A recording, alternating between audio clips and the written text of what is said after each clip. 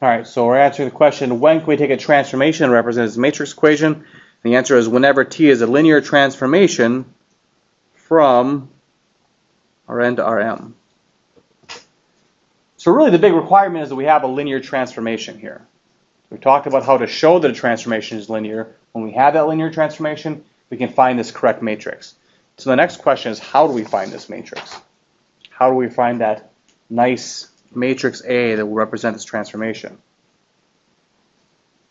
Now, what the book tells us from the reading here is this matrix turns out to be just the transformation acting on some specific vectors. These vectors.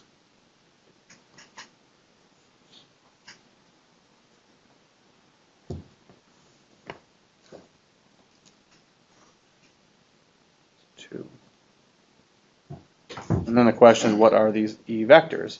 Well, these E vectors are essentially the columns of the identity matrix. So if I have a big identity matrix, that looks like this.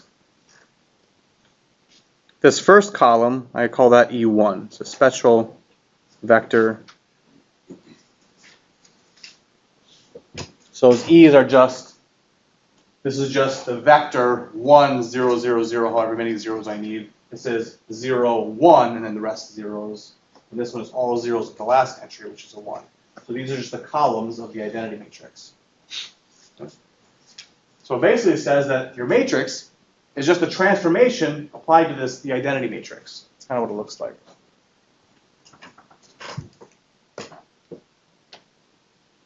All right. So the first question will be why? All right, why is that how we construct this thing? And so we'll kind of go real quickly through the proof. The proof is in the books. It's relatively straightforward, but I want to see a little bit of the notation expanded out a little bit. Plus, when we go through this, it's going to kind of justify why we need T to be linear for us to find this matrix. So basically, we want to find T of some x vector. This is our transformation, however it's defined. And we're going to rewrite this as T times the identity matrix times our x vector. Like, whoa, where did the identity thing come from? Well, here's x. All right, for this example, I'll just make it three-dimensional. And so if I compare that to this matrix multiplication,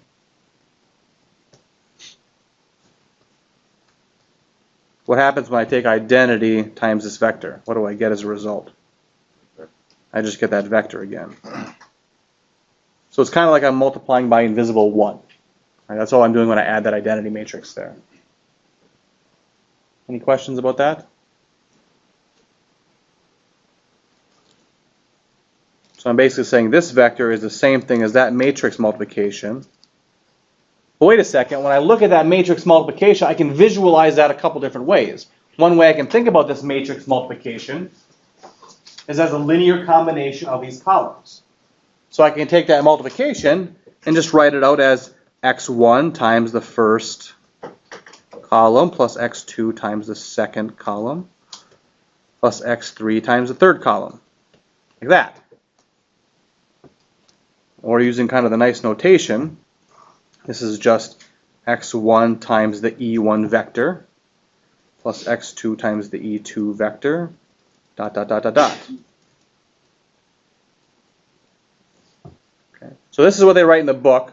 I'm just kind of fielding out the notation a little more so you can kind of see that, oh yeah, this is the same as this. This is the same as this. That's all I'm saying here. Any questions so far?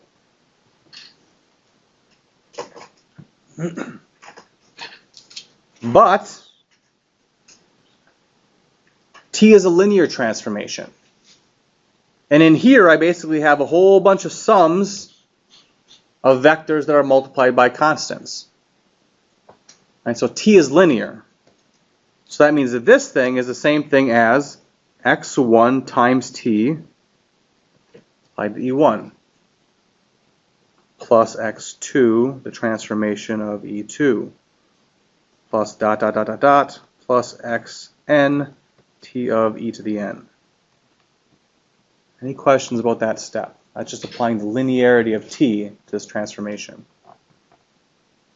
Of course, that's the reason we need T to be linear, so we can do that step.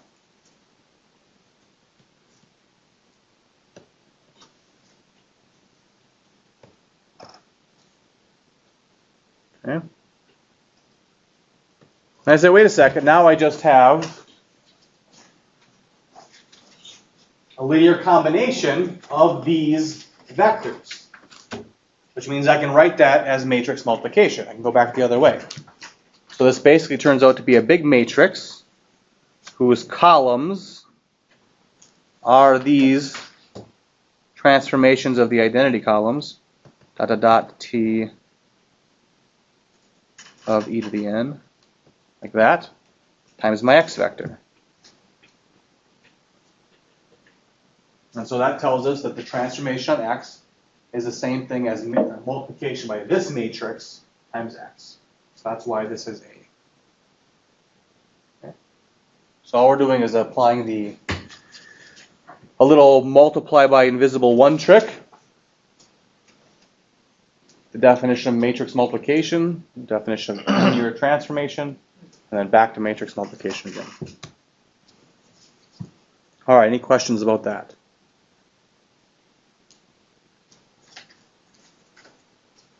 Okay. All right, so now we're going to do one quick example, and then we're going to give you guys a turn to do an example. Last time we talked about the contraction versus dilation, so we kind of know the result from this one. So let's just make sure we can get it using this process of transforming the columns of the identity matrix. So this transformation, as defined as a transformation, is some number r times our x vector. This is how we're defining the transformation. And I want to find the matrix A. Now I know what the matrix A, we kind of experimented last time to find it. It looks like this thing. But how would we get that? Well, A is just supposed to be a matrix where I apply my transformation to the columns of the identity matrix. Now what is T of this vector? Well, by definition of T, it should be R times that vector. What is R times that vector? R and 0. Same thing for the other one. What's T of 0, 1? Well, it's just R times 0, 1, which is just 0R. So this would be the first column of my matrix A, and this should be the second column.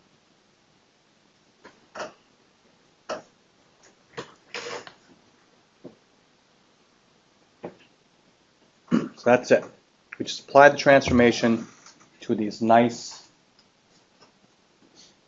vectors, or the columns of the identity matrix.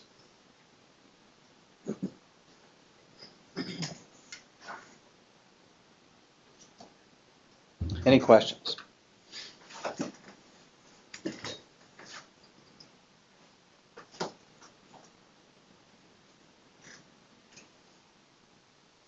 All right, your turn.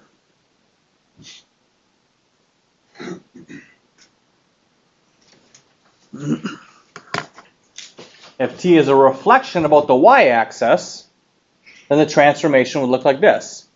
And this way I'm kind of being pretty nice. I'm actually defining the transformation too. In most cases you'll just get the words and have to come up with the rest by yourself. But here I'm giving you a definition of the transformation. So what you need to do is find that matrix A to turn this into a matrix equation. So see what you can do. Here's my transformation. T takes some vector and maps it to this thing. So use that to find that matrix. Once again, you're welcome to ask questions or discuss it.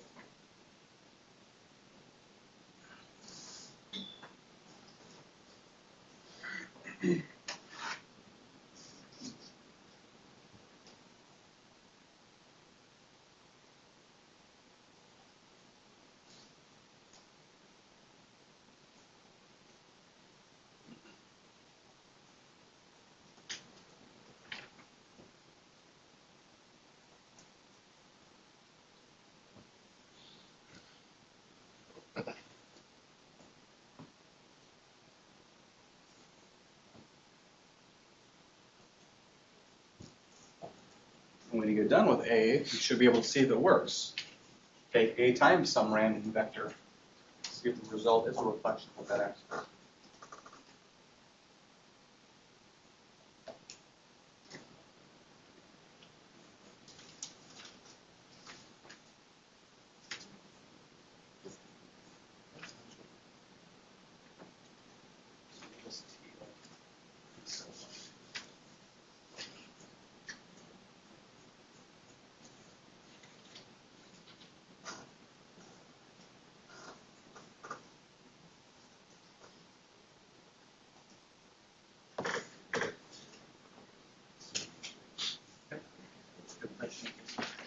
transformation.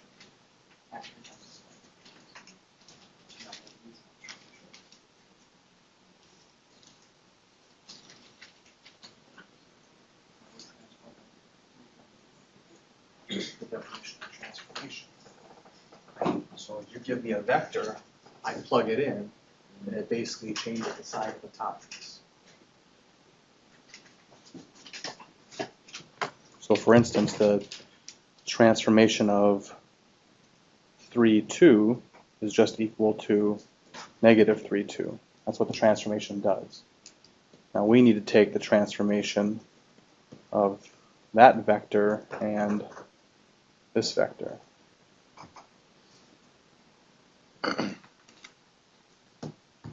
So what is E1?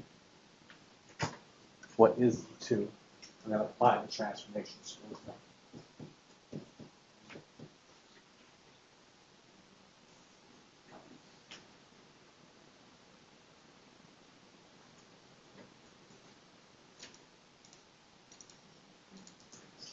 So what is E1? What is the vector E1?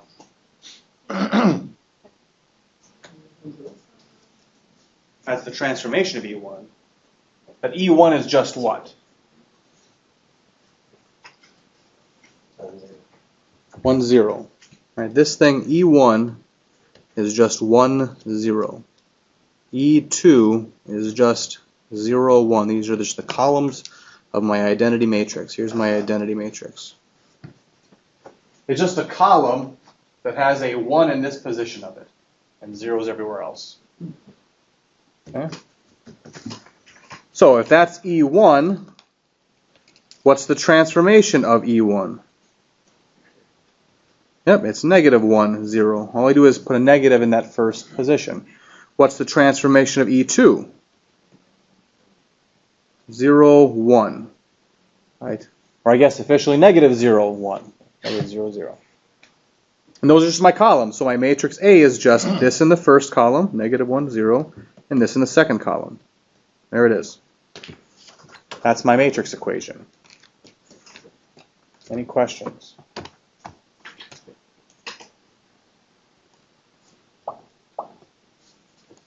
How does it work? Right, that's supposed to be a matrix that does a reflection. Let's check it out.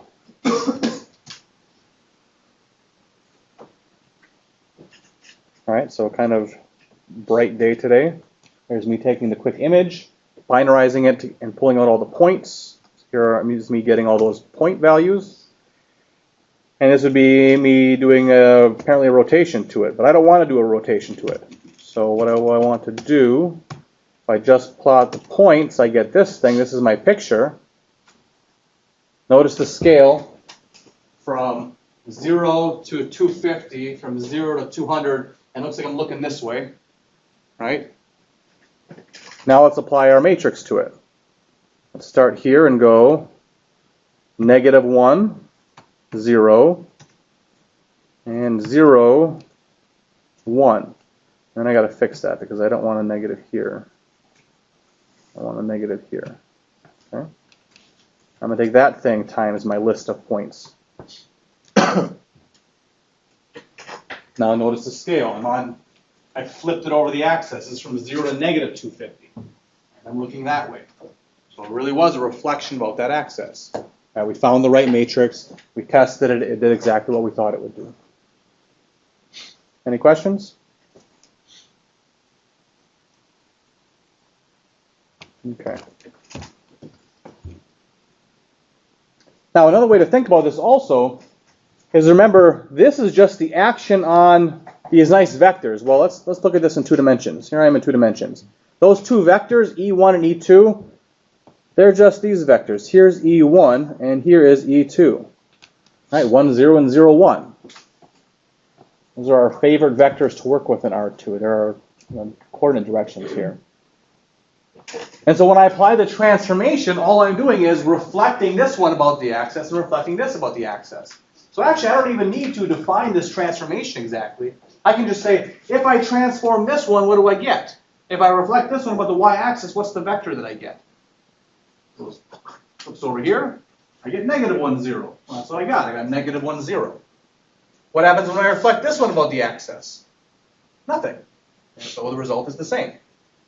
So I can think of this two different ways. I can actually apply the transformation when it's defined to find the columns, or I can say what happens to these nice vectors. Where do they end up? Now will tell me what the new columns are. Okay? And both of those strategies are important. On the homework, you'll be given formulas like when t of x is equal to x1 minus x2, blah, blah, blah, blah, blah, blah. When they give you that formula for the transformation, then you use the formula on those nice vectors. If they give you kind of a geometric description, it's a rotation about this thing, or this is what happens to it, then you can just apply that idea to those nice little vectors. So, case in point, let's talk about rotation. We kind of saw that matrix a little bit yesterday. It was this kind of thing up here. We said, yeah, we'll talk about that later. It's a weird thing with cosines and sines. But where do we get that expression? How many people have seen that expression before for a rotation matrix from other classes? Anybody? You're certainly going to use them enough in your engineering classes, so a lot of times we'll just tell which they are. Let's see how we get them. I want to find a matrix that does this rotation. I know the matrix is going to have that as its first column and have this as its second column. I don't have an explicit formula for the transformation, I just know what it does. So what I'm going to do is I'm going to take this vector and see what ends up when I hit it with the transformation. If I rotate it some angle, this vector goes like that. It ends up over here. This vector rotates over and ends up over here. So the question is, where do they end up? If I rotate through some angle, which I'm going to call theta, I take 1, 0, this vector, and turn it into this vector. What is that vector? What is its x and y components here? Yep, if I drop my little perpendicular here, I say the x component is just going to be this distance. That's going to be the cosine of theta, that, and the height is going to be the sine of theta. That's where that new vector is at. So when I take this vector and apply this transformation to it, when I rotate it by some angle theta, this is the vector that I get as a result. This is t of E1. Now what about t of E2? Well, I'm just taking this vector and rotating it some angle theta. And then I got to figure out what that thing is. Well, maybe I'll drop this little perpendicular like this, in which case, what's the x component here? Almost, not quite sine of theta. Sine of theta will give me this distance, right? But I don't want the positive value there, so I want negative sine of theta here. And then the bottom one will be cosine of theta.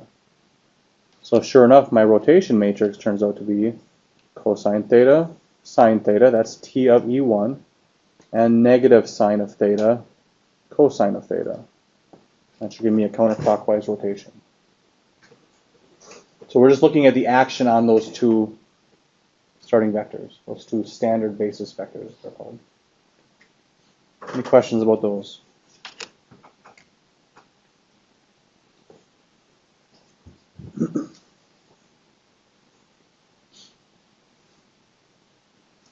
Okay, so that's really the big discussion about transformations. How to apply these transformations and get these nice transformation matrices. And there's a whole bunch in the book that they'll say, kind of look at this checklist. These are the ones that we commonly use. All the shear transformation, reflection, and dilation and contraction, all those. So you can look through those and kind of, remember where they are in your book, because you will use those quite heavily in other classes, especially mechanical engineering and those fields. But the next thing we want to do is kind of change directions here. We've talked a lot about translations, but now we need to talk about all our old ideas in terms of this new language. Because basically we just turned a transformation into a matrix equation. It's the same as a vector equation. It's the same as an augmented matrix, right? We go back to all these things that are the same. And so now we got to talk about all those old ideas of, does there exist a solution? Talk about those in terms of transformations now. So we're going to need some new language. So we have two key terms, and the first one is onto. onto. What does it mean for a transformation to be onto? Well, they give you the definition. It means for every b, there is an x such that t of x equals b. That's the definition. Well, that's great. What does that mean? For every b, there is an x. So I have my little pictures. A lot of times we graph transformation to draw the pictures. On the left-hand side, I have the domain. On the right-hand side, I have the codomain. So these are my inputs. These are the space of my possible outputs. So this is where the x's live. This is where the b's live. And if the transformation is onto, then every single b over here, every single b in the codomain, there is some x that maps to it. So that picture I've drawn would be a picture of an onto transformation, because there aren't any empty b's. If I added a b right here, a poor, sad, lonely bee with no x that wants to play with it, right? Then the transformation is no longer onto. Okay? So if it's onto, then if I can draw this b, there must be some x over here that the transformation maps x to that b. Okay? Now in terms of transformation language, this tells us that for every value in the codomain, it is the image of some x in the domain. That tells us that the range of our transformation is equal to the codomain. Remember, that's not always the case. We saw examples of x squared that takes real numbers, maps to real numbers, but we actually don't get all the real numbers. We only get the positive ones. So in that case, the codomain might be all real numbers, but the range is only positive real numbers. If the transformation is onto, that means we get all those values in the codomain. So this is kind of the relationship in terms of transformations. But now what does this mean in terms of the matrix stuff? Because we have this linear transformation, so that means it's the same thing as ax equals some b. Right, that's also what we're saying here. It's for every b. So that means that for every b, there is an x such that ax equals b. What is that telling us about the solutions to that matrix equation?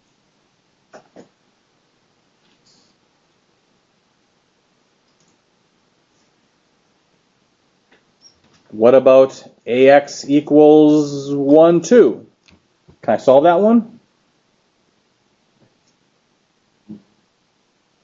I must be able to if it's onto, because there exists some x such that ax equals b. So the fact that the transformation is onto satisfies it tells us about the existence of a solution. If the transformation is onto, that means for every b, there is an x that satisfies the equation. There is a solution to this matrix equation.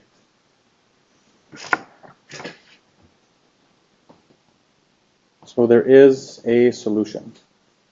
Hooray, smiley face.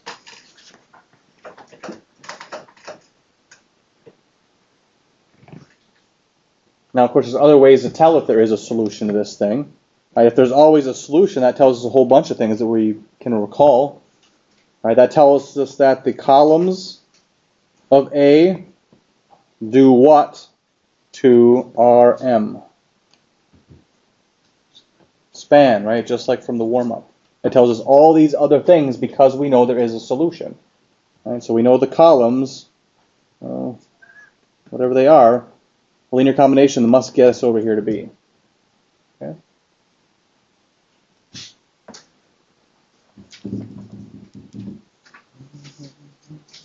Let me just make sure I have my m's and n's right. Right, here is m's. This should be n.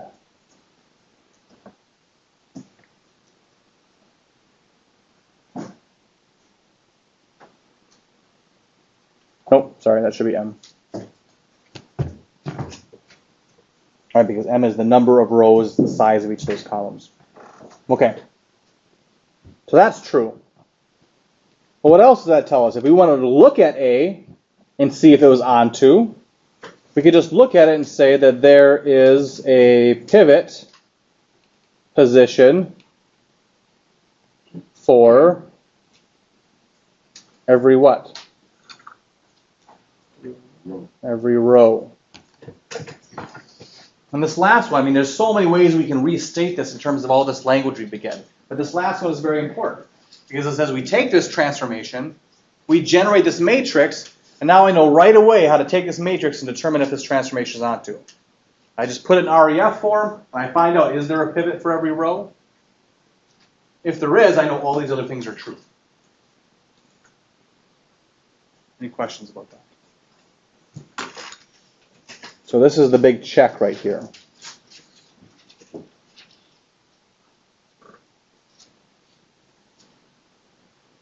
All right, so onto answers the existence question. If the transformation is onto, we know there is a solution to that matrix equation. So if transformation is onto, then that matrix equation, that associated matrix equation has a solution. What's the other question we want to ask, though?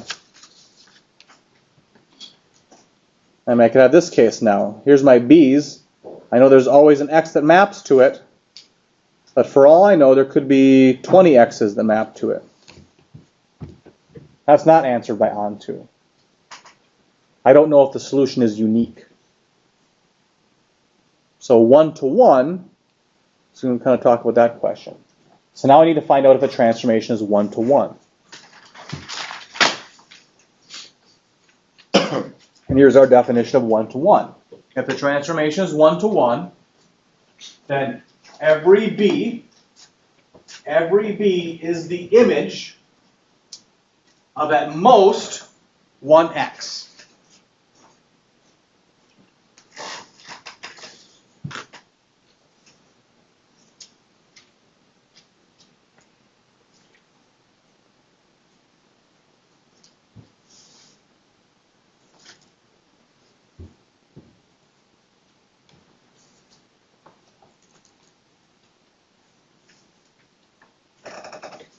Here I have a picture of a one-to-one transformation. So I can check the outputs. I can check the values over here in B. This is the image of how many X values?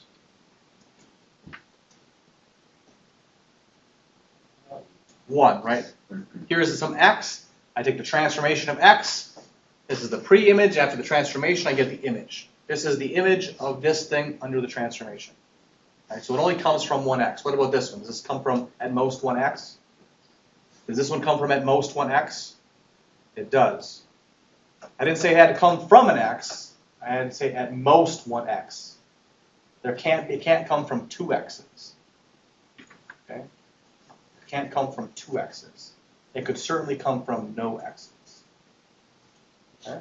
So this would still satisfy the one-to-one thing. Now there's some fancy ways to write this. In terms of transformations, here's one way that we can write this. This is the image of x1. Right? I take x1, I map it to wherever it maps to. This is the image of x2. This statement would say that if the image of x1 is the same as the image of x2, that can only happen if x1 is equal to x2. Okay? It basically says, okay, here's the image of x1, here's the image of x2. Wait a second, that can't happen. The only way that can happen is if actually x1 and x2 are the same. Now, it's really kind of an awkward way to write it at first. Right? You think, boy, that's about the most roundabout way I could write this sentence. The reason we write it like this is because this is how we actually prove that transformations are one-to-one in a more abstract setting. So this is a restatement of this statement, and this one is easy enough for us to prove. So we'll take these two expressions, and then we'll work out a proof to show that x1 has to be equal to 2, and that will be a proof. So we use this statement really to do proofs. But of course, this means a whole bunch of stuff. We can also think about this in terms of matrix equations. And this says that AX equals B has at most one solution.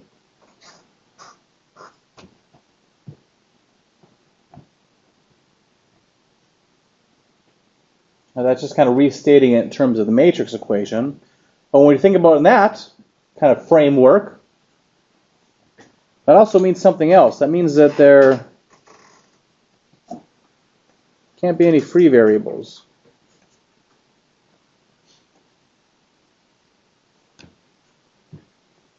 Now, if we had free variables, then we'd have multiple solutions.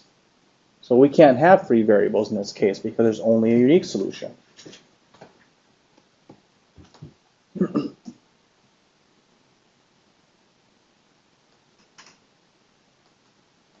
So visually, what does that look like? How can we take this matrix and look at it right away and determine if it's one-to-one? So let's draw a little matrix here. And the idea is this thing can't have any free variables. Well, let's just kind of write out an example of a matrix here. I'll just throw it out and we'll talk about it.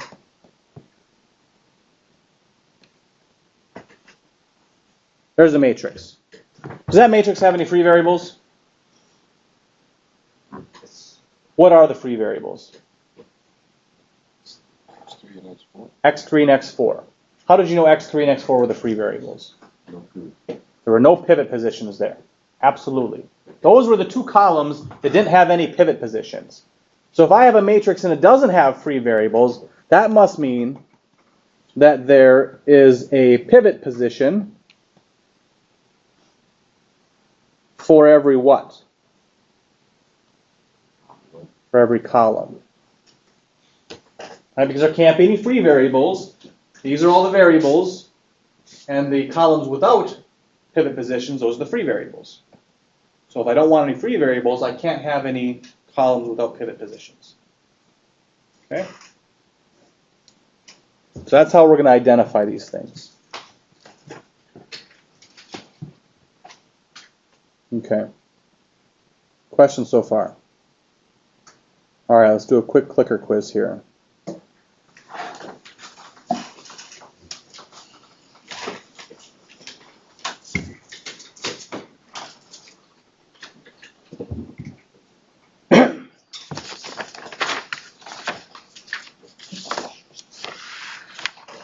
Okay, this first one says, my transformation, I have this linear transformation, whatever it is, I don't know what it is, don't really care what it is. I have this linear transformation. I can represent this transformation with this matrix equation. Whatever it is, the transformation they gave me, I took it, I transformed E1 and E2, whatever I did to get my matrix. I have my matrix now. Here's my matrix equation. Is this matrix equation, is this transformation, one-to-one, onto, or both? A, B, or C? Oops, sorry, let me start the quiz here. There we go.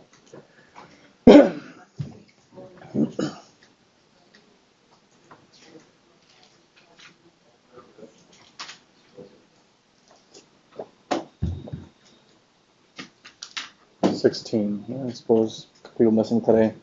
My fault. I said there was a Mino quiz today, right there.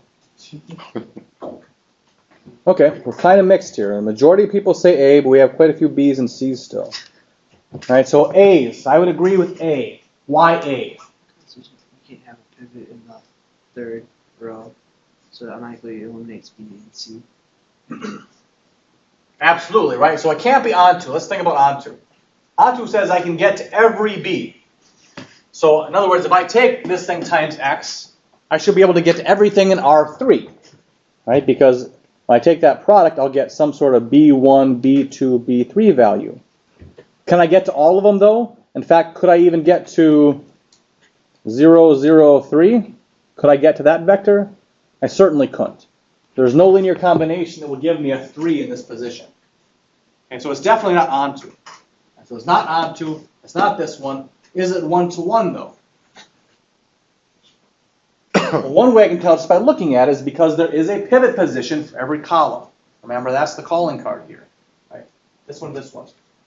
Now that also tells me that these two columns are linearly independent. And those are two unique kind of vectors. Right? So if I have some vector that I can actually get to, 2, 3, 0, there's only one way to get to it. I take 2 of these and I take 3 of these. That's the only way I can get to this one.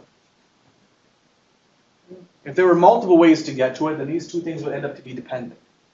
So all those kind of justifications all work together. I can look at it right away and say, there is a pivot position for every column. Therefore, this is true. There is not a pivot position for every row. Therefore, that can't be true. All right, let's stop that one. Let's start the next one.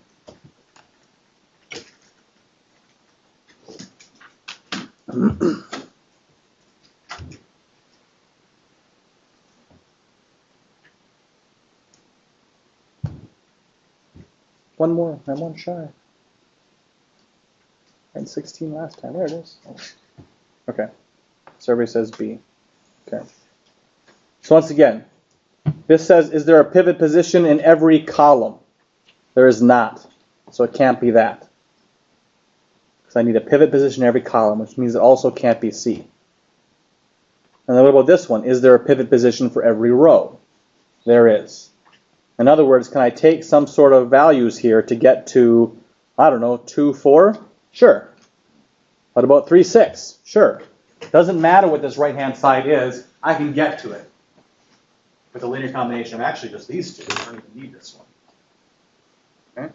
But then is there only one way to get to 2, 4? 2 of these, 4 of these, and 6 of those, and 7 of those, and 8 of those. There's a whole bunch of ways I can get to this. Okay? So it's not 1-to-1, but it is onto. Okay. Now here's the question. Let me stop my clicker quiz here. What does this matrix A have to look like if I want it to be 1-to-1 and onto? It has to be like a 3 by 3, 4 by 4. Yep, so it absolutely has to be square.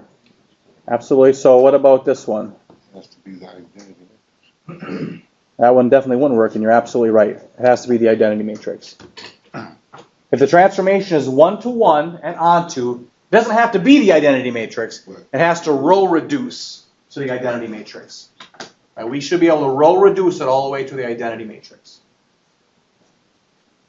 It's going to have a pivot position for every row and for every column. So remember, A doesn't have to look like this, but it has to row reduce to this. Okay. All right, so I'm running a little short on time. I'm going to show you some of the questions that we have that I plan to work through. I do want to kind of state one sort of general thing, so I want to skip those for now. Why is this so important? So if the transformation is linear, it's 1-to-1 and onto, then there exists a unique solution. Both things are true. There's always a solution, and there's always only one solution. And why is it such an important thing? Well, here's my little mapping again, back and forth. All right, so I'll put a couple points here, a couple points here. If I'm over here, this is like me giving a B value. I know what this one is. When I'm trying to solve this equation, I'm trying to figure out the x that maps to B. So I know what B is. I'm trying to find the right x that maps to B. So the problem is, if it's not onto, that means that you give me some B, and I don't really know if there is a path back. I don't know if there is a road back to this domain. So that's a problem if I'm trying to find that x. So I need it to be onto to show that there really is some sort of solution, some way back to my other spot. The problem is, if it's not 1-to-1, I might have 2 paths there. And now I might know where I am, but I don't know which road to take back. Right, there's options here. So I can't get back to where I started. I can't find the right road home to X. So what's nice is if it is 1-to-1 and onto, I know there is a road back and there's only one road back, so I know how to take it. What that tells me is if I start here, the transformation will take me exactly back. And there is some process for me to get back the other way as well. What I'm going to be able to do is take a transformation and an inverse transformation. I mean, we'll take X and multiply it by a matrix, or I could take B and multiply it by an inverse matrix. So this idea that this thing is 1-to-1 and onto are exactly the criteria we're going to need to show that there's going to be an inverse to our transformation or an inverse to our matrix. And so that's really going to be the big topic of the next couple sections. So we're going to talk about working with matrices and inverse matrices as 2.1 through 2.3.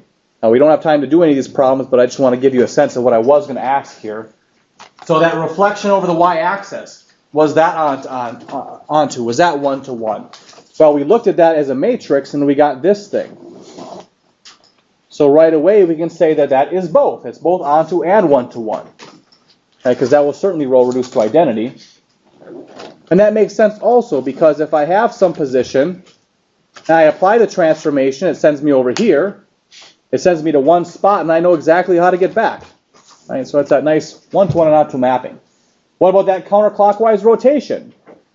Right, well, if we use a specific value, we can plug that in and actually get numbers, and that will also be 1 to 1 and onto. And you can think about us rotating it to some spot. We know exactly how to get back. We rotate backwards by 90 degrees. And then we might have a question like this from the homework, where it's going to give you a specific definition of the transformation. And what you do is you just take this thing, and you find the transformation of E1, E2, all those things to find that matrix A, and then you look at A to determine whether it's onto or 1 to 1. So those are the problems that I wish we had more time to do. That's it for today. Enjoy your long extended weekend. Remember, it's Memorial Day weekend, so stay safe and enjoy your weekend. We'll get back. We'll talk about 2.1. Lots of basic content. 2.1, a lot of definition and intro material. Would be a great section to have a preparation quiz because there's lots of basic material. Hint, hint. I have a buzzer on.